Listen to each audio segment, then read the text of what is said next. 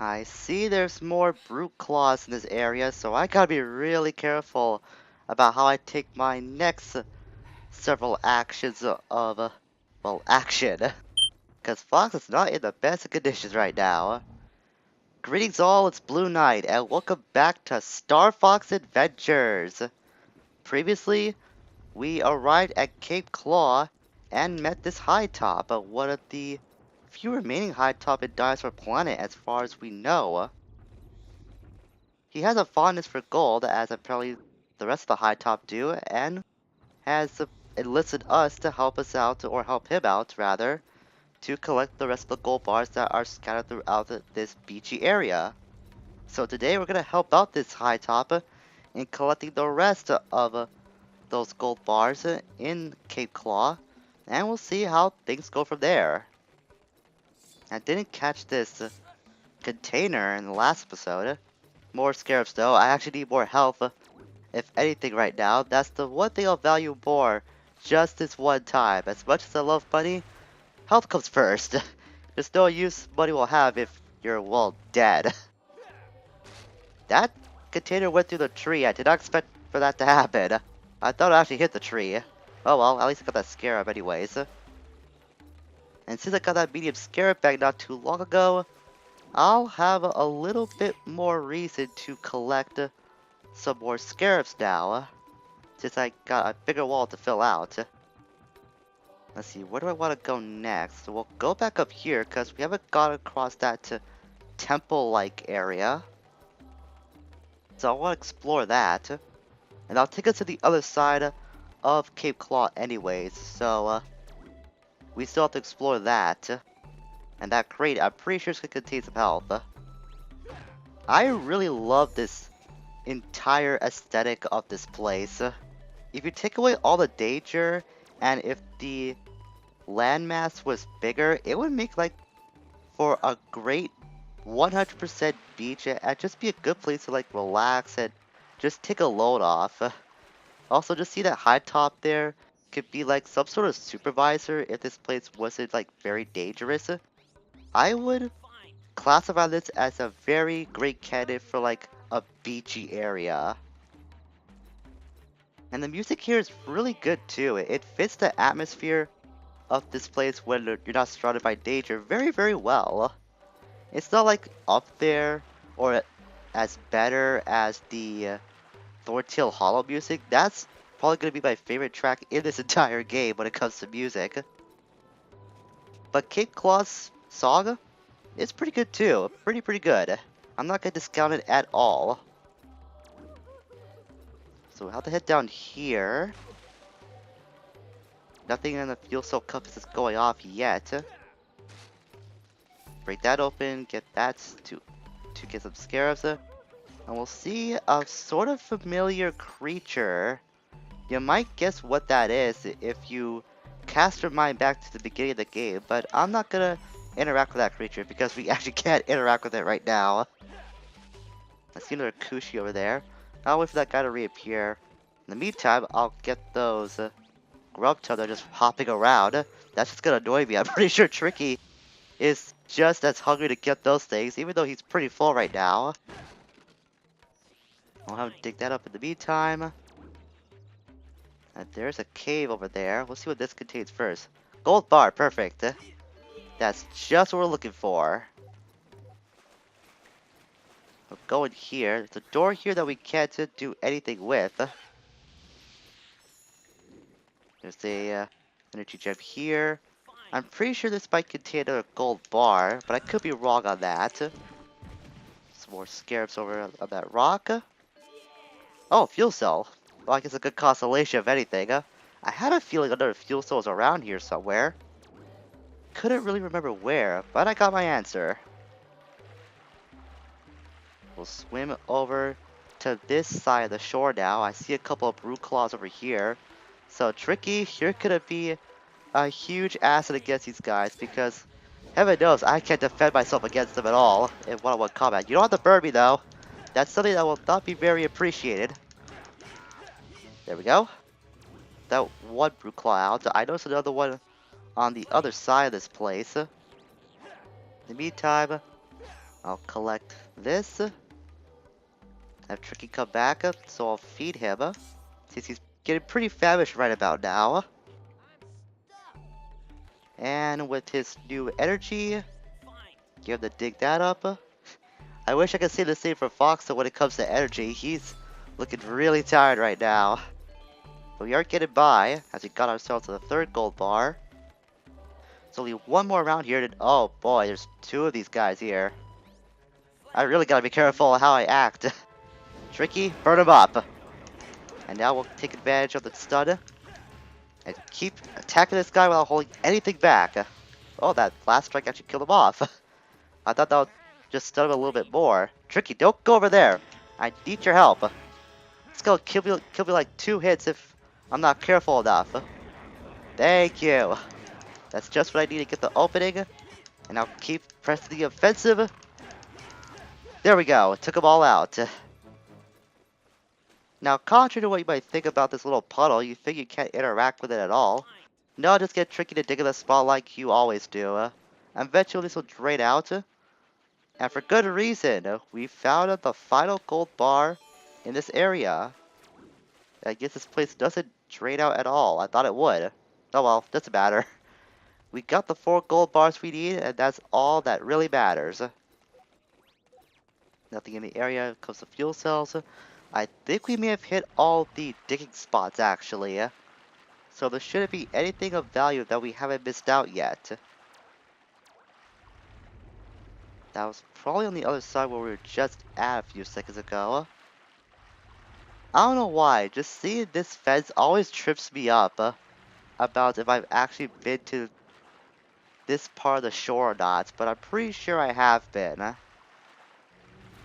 also have to remind myself that has to be the case. Rocket back up here, we'll meet up with Mr. HighTop and deliver the remaining gold bars.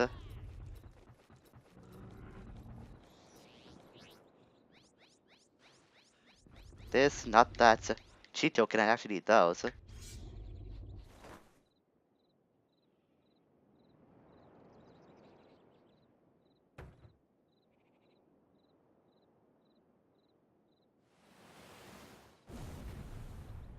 And that's why I wanted to get all the gold bars.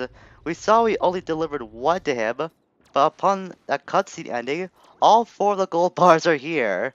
So if you want to save yourself a little bit of time, just go around the shore and get all the gold bars to deliver them at once to the HighTop. That's basically why I plan to get all of those in one fell swoop in advance. So now that we have that HighTop help us out, we'll go to that ladder that it was somehow powerful enough to knock down. I didn't think the HighTop would be that strong, considering how far the distance was from the ladder and it. But it's gonna help us out, so I'm not gonna complain about it. Gives us another point of entry and another place to explore after all. So we'll climb the ladder and flip that switch to see what it will unlock us. Okay, so that gate's unlocked. I always thought it's gonna be like this door that it would unlock for us, but that's not the case. So another thing about this place, I guess, that trips me up. But going down this path should be just as important to us. Head down here. Ah, yes, this room. Okay, I remember this place. You have to go back to the door so it'll close up. And now, we got a little challenge on our hands. As if it was bad enough that Fox is on low health as it is, now we have to clear up this room of poison before Fox gets put to sleep, I guess. Or worse, he dies. And considering this guy doesn't have much health left, we gotta act fast. You'll be surprised at how fast Fox's oxygen will drain if you dilly-dally for too long. Even slipping up for like a second will make you be pressed for time when it comes to dealing with this next puzzle. But just cover up all the grates really fast. and you'll save Fox from being suffocated by all that poisonous gas.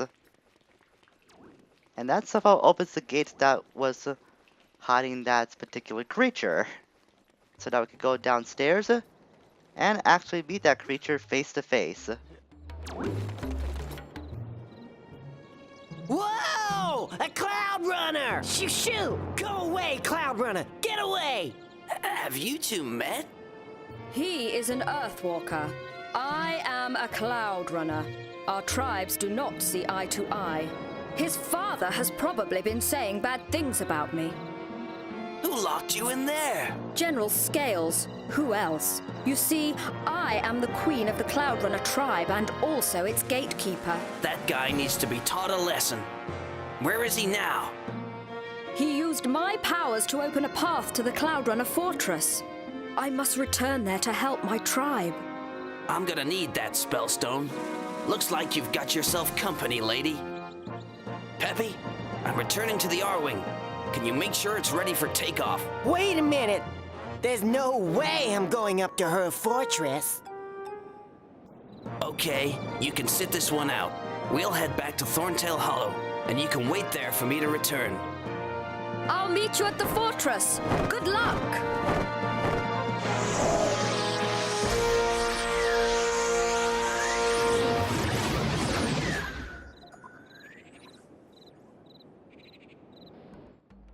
Well, how convenient. Very, very convenient. A little too convenient if I do say so myself. But it's got us a new point of entry, a new place to check out. Well, let's head back to Thorntail Hollow and set our course now to Cloud Runner Fortress. It's never really specified why these guys, the Earthwalkers or the Cloud Runners, are sworn enemies. So all we just get is that the King Earthwalker may have said something bad about the Cloud Runners, but that's just about it. You don't get much backstory to the history between those two tribes. It's pretty sad if you ask me. That would have been a great time to get some more world building into the history of Dinosaur Planet, but what can you do? So if you remember from the beginning of the game, as I mentioned earlier in this episode, that the Queen Cloud Runner looked familiar, that's actually what we saw Crystal was riding on at the beginning of the game, was indeed a Cloud Runner. So that's why I said the Queen may have looked familiar to you if you remember what happened at the beginning of the game. I somehow missed these two fuel cells at the top of us. I had a feeling I was missing a couple nearby, but I didn't know where. If it was like due to that whole static effect, I actually couldn't hear it because the TV volume I have is really low right now because I'm recording. I don't want any audio to like loop over my commentary or just bleed into my commentary. That would just sound really weird. There's been a lot of places that we explored that I haven't had time to see what they see on the map, so I want to do that really quickly. Volcano Force Point. The fire spell stones must be returned to its blazing temple. Next up is Moon Mountain Pass. Millions of years ago, the second moon of Dinosaur Planet came crashing to the ground, bringing with it strange creatures from space and creating a mutant race of dinosaurs called the Sharpclaw. Okay, so this is mentioned in the game. I thought it actually was for some reason.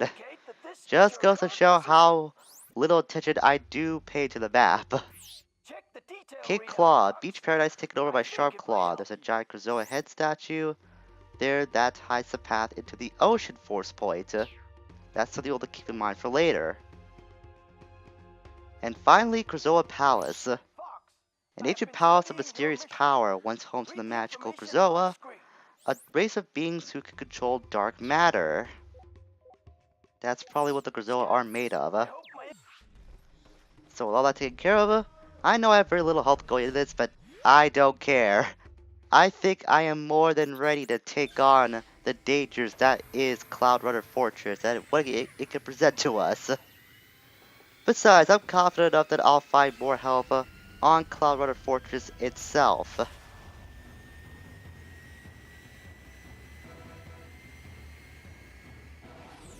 And off we go.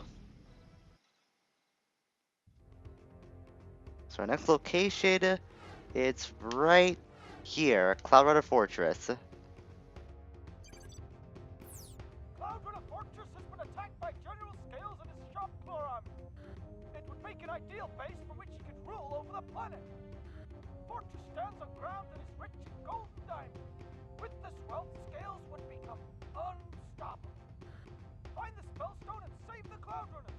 Let me out! Wealth, huh? That actually sounds like something the Starfox team could use, given their recent money troubles. I don't know about you guys, but I think given from that description, Fox's gang could benefit very well if we find anything of worth in Cloud Runner Fortress. Then again, I'm pretty sure we'll make an enemy out of the Cloud Runners themselves if we do steal anything from there, so that's probably not the wisest thing to do. So now this time, in order to activate or deactivate the force field, we gotta get at least 5 of these gold rings. It isn't hard to take care of. It's the same song and dance as before when it comes to these arming sections. I say that as I missed that gold ring. I thought I would get it for sure. Okay, my scores are doing pretty good so far. I'm not sure why, but I always do like the bare minimum when it comes to getting these scores in these places most of the time. I have to really concentrate if I want to get a particularly good high score when it comes to the arming sections that are not the ones that lead to Dinosaur Planet. I just get pelted left and right, just crashing into everything I see. My controller's just rolling like crazy. It did it, Buck! The force field is down! It's safe for you to land! Slip me out! Doesn't matter to me, that's only the 4th highest score I got for that. I nearly broke 1,000 though. That was my goal actually, was to get over 1,000 points. Wasn't able to do that though. Oh well.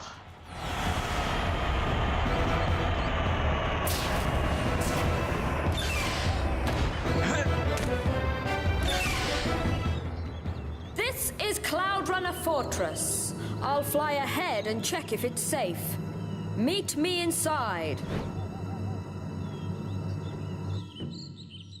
So welcome to the second quote-unquote dungeon of the game Cloud Runner Fortress. But I think we're gonna stop here for today. If we get any farther in to this video as it is, it's probably gonna extend to be a little bit longer than I want it to be. So next time, we're gonna start our trek through Cloud Runner Fortress to see if we can free this place of the Sharp Claw's grasp. Until we meet again, farewell for now.